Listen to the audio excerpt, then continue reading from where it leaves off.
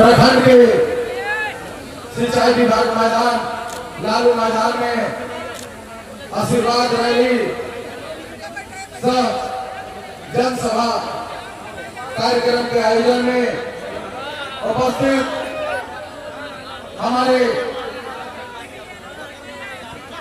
इस पार्टी विधानसभा के पांचों प्रखंड मनापुर, तरसी, बाकी, केसरीगंज, सतरवा के हमारे पार्टी के तमाम सभी प्रखंड के विस्तृत अध्यक्ष, विस्तृत उपाध्यक्ष, सम्मानित प्रखंड अध्यक्ष, सम्मानित मंडल अध्यक्ष, सम्मानित पंचायत अध्यक्ष और बूथ कमेटी के तमाम सभी पदाधिकारीगण, सदस्यगण और साथ साथ इस मंच पर उपस्थित हमारे इस कार्यक्रम में बाकी प्रखंड के सम्मानित प्रमुख भाई पंचम प्रसाद जी, साथ साथ हमारे इस मंच पर उपस्थित इस बाकी प्रखंड के सम्मानित मुखिया संघ के प्रखंड के सम्मानित अध्यक्ष जितेंद्र पांडे जी, साथ साथ हमारे इस मंच पर उपस्थित महागठबंधन के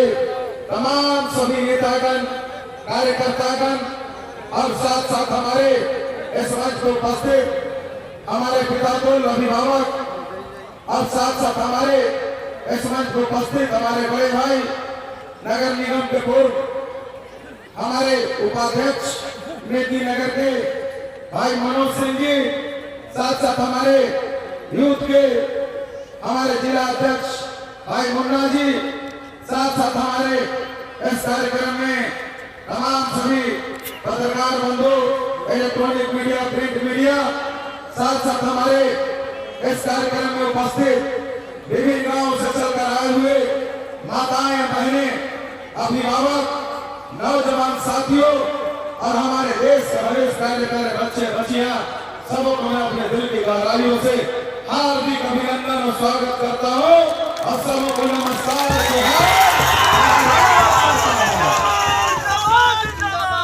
इस चिलचिलाती धूप में आप लोगों ने नेता के रूप में नहीं, अपने गांव भर के बेटा के लिए आप लोग यहाँ उपस्थित होने का काम किए हैं। साथ साथ क्यों इस आशीर्वाद रैली में आशीर्वाद देने के लिए। साथ साथ आप लोग को मैं कहना चाहता हूं कि जिस तरह आप लोगों ने इस क्षेत्र का विधायक स्वर्गीय वीर विजेश बाबू को बनाने का काम किया था, जिन्होंने इस पार्टी विधानसभा के तमाम पूरे इलाके में उस अशांति व्यवस्था को शांति कायम करने का काम किए थे। साथ साथ मैं आपसे जरूर कहना चाहूंगा, आज के समय में इस पार्टी विधानसभा का हालात है वो किसी से छुपा हुआ नहीं है। मैं जरूर कहना चाहता हूं आपसे, खास करके आज के जो वर्तमान विधायक हैं वो लड़ाई थे लगातार 5 टर्म से लगभग 20 सालों से कि पार्टी विधानसभा की जनता मुझे मौका दे, मैं भी इस क्षेत्र के लिए कुछ करना चाहता हूं, कुछ करके दिखाना चाहता हूं। लेकिन यहाँ की जनता ने विश्वास जमाने का तुरंत काम नहीं किया। परखते परखते परखते लोगों ने ये देखा कि ठीक है भाई, ये लगातार अपनी मांगों को मांग रख रहे हैं हम लोग के बीचों में। यहाँ के लोगों ने इस पर समझदारी समझते हुए लोगों ने सोचा एक मौका देकर देखते हमारे क्षेत्र का बहुत ही तरक्की हो जाएगा, बहुत ही विकास हो जाएगा, बहुत ही ऐसे ऐसे घोषणा किए हैं, सब धरातल पर उतर जाएगा।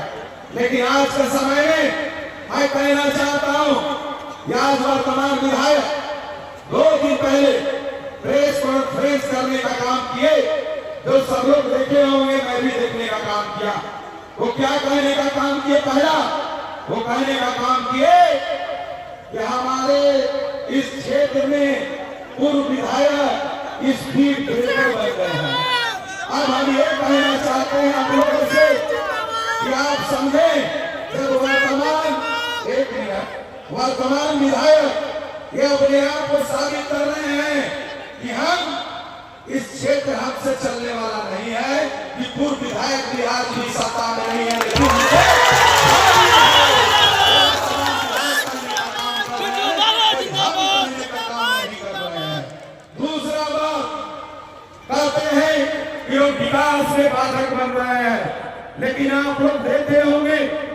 डाल्टनगंज से पानीपत इस डीएमटी पथ का निर्माण कार्य मजबूती कार्य प्रारंभ हुआ। आजाद स्वर्गीय वीर वीरेश बाबू के समय में डाल्टनगंज से बाकी सड़क जर्जर स्थिति में था। उस समय वर्तमान विधायक उस समय इस क्षेत्र के लोगों के बीच सड़क पर जाकर धान रोपने का काम करते थे, लेकिन स्वर्गीय वीर वीरेश बाबू ने ऐसा तमाचा लगाने का काम किए और तुरंत इस सड़क को चौड़ी डबल लेन सड़क बनवा देने का काम किए। जरूर मैं कहता हूँ जब आज उस सड़क का पुनः मजबूतीकरण कार्य प्रारंभ हुआ तो विकास विभाग कौन बने थे ये बाकी विधानसभा की जनता जानती है।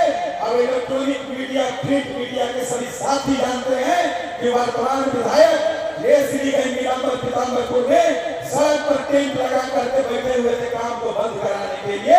ये कोई छुपा हुआ बात नहीं है, सब कोई जानता है। हम आपसे कहना चाहते हैं कि हमारे विधानसभा क्षेत्र में जिस तरह अभी के समय में हम लोग के कार्यकाल में एक हमारे क्षेत्र में कसबार में पुलिस ब्रिगेड था, डबरा में पुलिस ब्रिगेड था, लेकिन अगर घर का मालिक बनने के लिए आप चाहत रखे हैं, क्षेत्र का राजा बनने का चाहत रखे हैं, तो बनना कोई बड़ी बात नहीं, निभाना बहुत बड़ी बात होती है। आज हमारे क्षेत्र से बना बनाया ब्रिगेड उठ करके चला गया, जनता त्राहिमाम करते रह गई, लेकिन विधायक से कुछ होने जाने का नहीं रहा और कहीं रुक भी नहीं पाया। इनसे हम आपको बताना चाहते हैं। साथ साथ मैं आपको कहना चाहता हूं, अभी कुछ दिन पहले किसी बाकी प्रखंड में उन्होंने हमारे कपूरी ठाकुर जी के याद में जब नाई समाज के लोगों ने विरोध करने का काम किया तो उन्होंने डाक बंगला बाकी स्थित वहां पे सिर्फ जाकर शिलान्यास कर देने का काम किए, लेकिन वो झूठा शिलान्यास करने का काम किए। क्योंकि मैं बताना चाहता हूं, जब मैंने पता किया ना वो कोई विधायक कोटा से योजना स्वीकृत हुआ है, ना सरकारी जमीन है, ना अंचल कार्यालय से किसी तरह का चेक स्लिप इशू हुआ है। सिर्फ अपने राजनीति को सस्ती लोकप्रियता हासिल करने के लिए उन्होंने आनंद फानंद में हमारे नाई समाज को धोखा देने के लिए अब वोट का समय कुछ दिन में आचार संहिता लग जाएगा और फिर आचार संहिता का बहाना बना करके और लोगों को बरगलाने का काम करेंगे। कहीं से कोई योजना पारित नहीं है, ना कहीं से कोई सरकारी जमीन में बनने के लिए प्रखंड से अंचल कार्यालय से कोई चेक स्लिप निर्गत हुआ है। साथ साथ आपको कहना चाहते हैं, हम ये कहना चाहते हैं आपको, जब हम अपने कार्यकाल में 2019 का चुनाव लड़ रहे थे, मीडिया के लोगों ने हमसे पूछने का काम किए कि भाई अब जनता के बीच जा रहे हैं तो किस मुद्दा को लेकर चुनाव लड़ने उतरे हैं मैदान। मैंने कहा पार्टी विधानसभा क्षेत्र में मैंने कोई घोषणा नहीं किया था, जनता ने उस चीज को देखा जो बिहार में कहावत है ना, जैसन रहेगा बांस बसौरा वैसे बनेगा सूप और दौरा। मतलब हमारे पिता को देखते हुए लोग हमको ऐसा ही निकलेगा और हमें लोग अपना वोट देकर विजयी बनाने का काम किए। और बाकी विधानसभा में सबसे बड़ी नदी अमानत होती है, जिसमें लगातार 6 पुल अमानत जैसे नदी में 3 सालों के कार्यकाल में पूरा बनवा देने का। मैं आपसे कहना चाहता हूँ, जब मीडिया ने पूछा मैंने बताया कि भाई मैं विकास के मुद्दा पे वोट मांगने का काम कर रहा हूँ। तो नेताजी जो थे प्रत्याशी थे 19 में, तो मीडिया के लोगों ने बोला कि भाई आप किस मुद्दा से चुनाव लड़ रहे हैं। जो वर्तमान विधायक जो है बिट्टू सिंह अभी 2019 में वो तो विकास का मुद्दा लेकर चुनाव में मैदान में उतरे हैं। आपका मुद्दा क्या है? वो बोलते हैं कि बिट्टू सिंह अपने बाप के घर से विकास करवा रहे हैं। तो आज मैं पूछना चाहता हूँ वर्तमान विधायक जी से, क्या विधायक जी आपके पिताजी का फंड खत्म हो गया? जब मैं पिताजी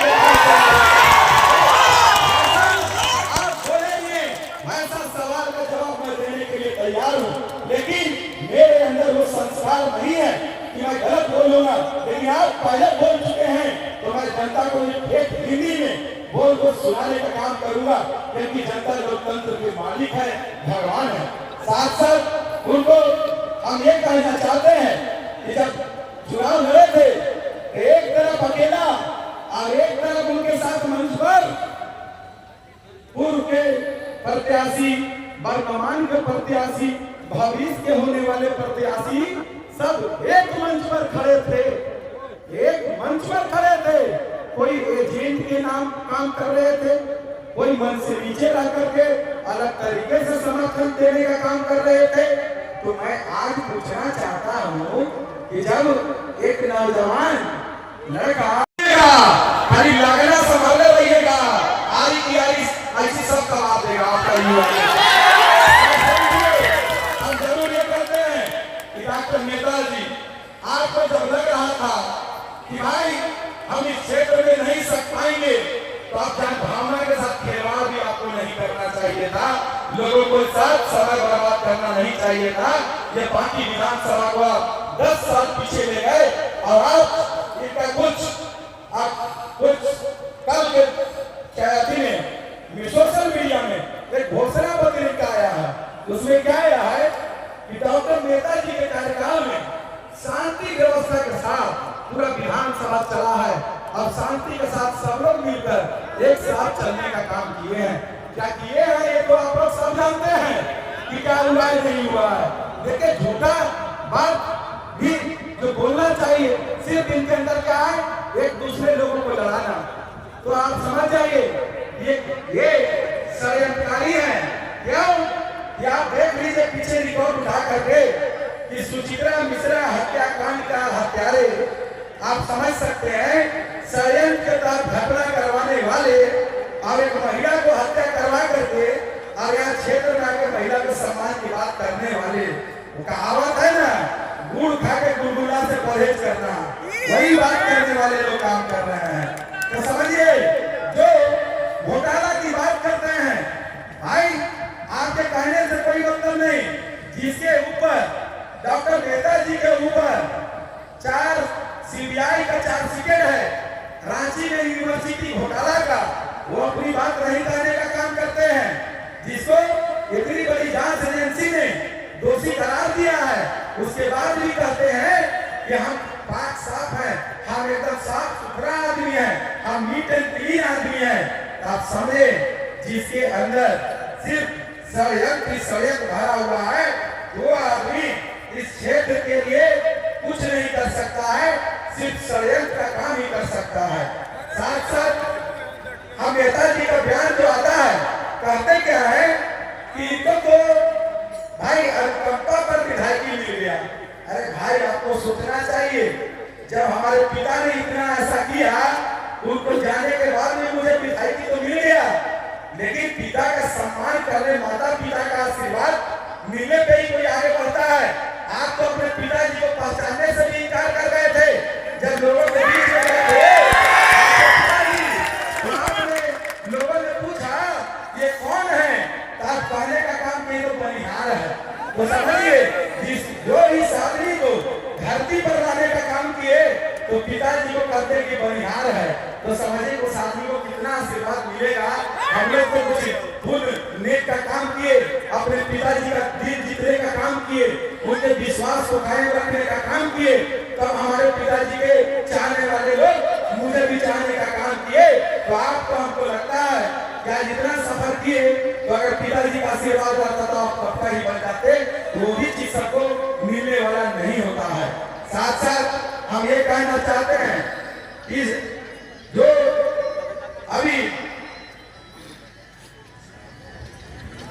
अभी के समय में आप लोग के बीच में चुनावी घोषणा था उनका, क्या था, मैं चुनाव जीतूंगा, हर गांव में 5-5 डीप बोरी करवाने का काम करूंगा।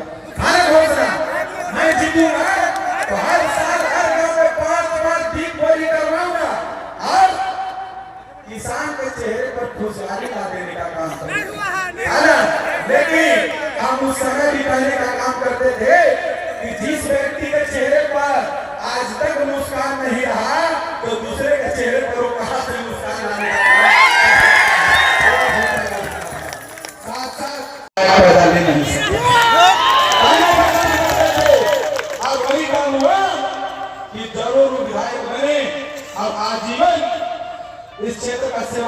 करते अपने जान को भी निछावर कर देने का काम किए।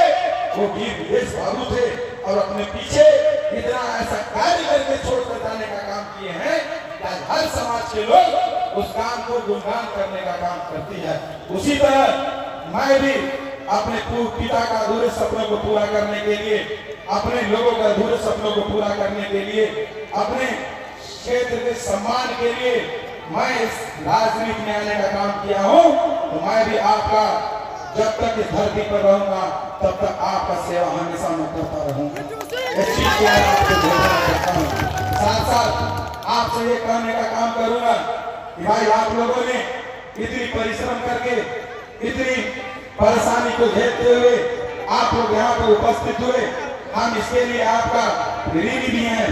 साथ साथ हम कहना चाहेंगे इस कार्यक्रम में जितने भी लोग उपस्थित हैं, हम उनसे एक बात जरूर कहना चाहेंगे कि आज के समय में लोग जात का बात करते हैं, जाति का बात करते हैं कि मेरे समाज का इतना संख्या, मेरे समाज की इतना संख्या, मेरे समाज का इतना संख्या।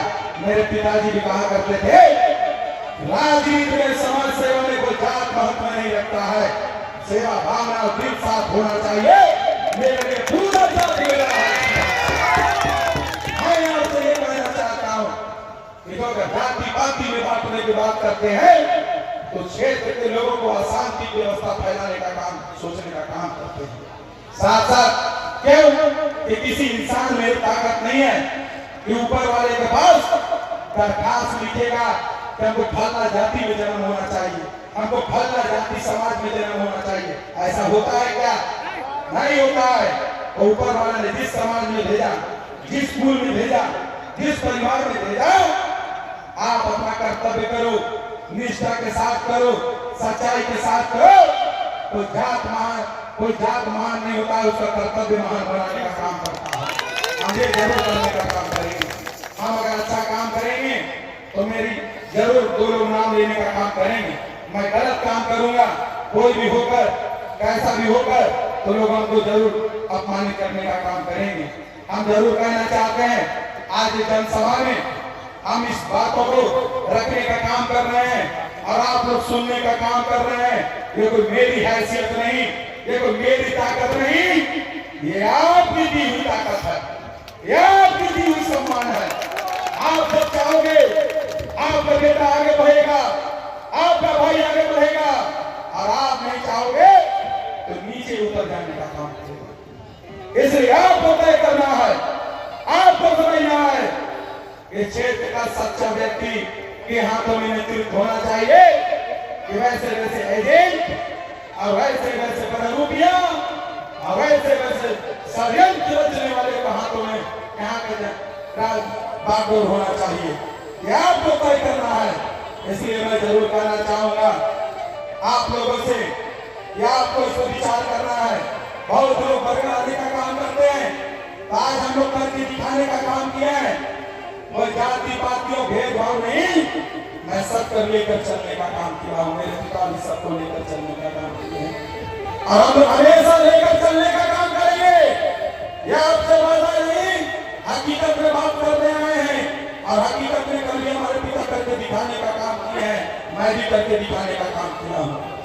साथ साथ हम आपसे ज्यादा नहीं करते हुए मैं अपनी बातों को विराम देना चाहता हूँ, क्योंकि आप लोग के बीच अगर गांव में विद्यालय है तो हर विद्यालय को साल में रंग रोगन करने के लिए पैसा स्कूल में मिलता है। तो सड़क है तो सरकार उसको अपना संपत्ति को मेंटेन करने के लिए, सुरक्षित रखने के लिए पैसा देगा। वो नेता जी का कोई कहीं से कोई योगदान नहीं है। साथ साथ आपसे कहना चाहूंगा नेता जी का घोषणा था कि आगामी कोनवाई, लोहरसी, कसमार और माणा को प्रखंड का दर्जा दिला देने का काम करेंगे। बोले थे ना कि चुनाव जीतेंगे इस साल को प्रखंड बनवा देने का काम करेंगे। आज तक एगो गांव का तो घोषणा नहीं करवा पाए, एगो टोला का तो घोषणा नहीं करवा पाए। प्रखंड का बात बहुत दूर था, सब खोखला ही करने का काम हुआ। साथ साथ आपको कहना चाहता हूँ मैं अपने कार्यकाल में चाको, पीरी, सोमरे, मलय चारों नहर का पक्कीकरण के लिए डीपीआर बनवा देने का काम किया था और 19 में एक मनरेगा जो 200 करोड़ रुपए लागत से टेंडर भी करवा देने का काम किया मनरेगा मैंने।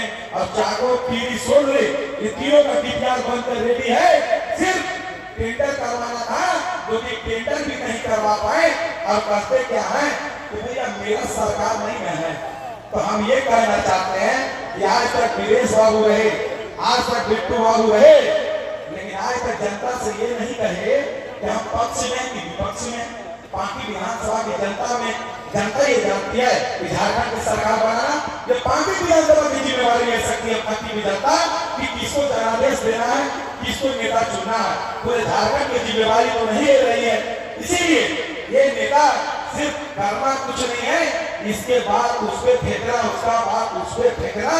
और समय आ जाए तो सरकारी पैसा विधायक कोटा का भी राशि को इधर से उधर करके खत्म कर देना। साथ साथ आपसे कहना चाहता हूँ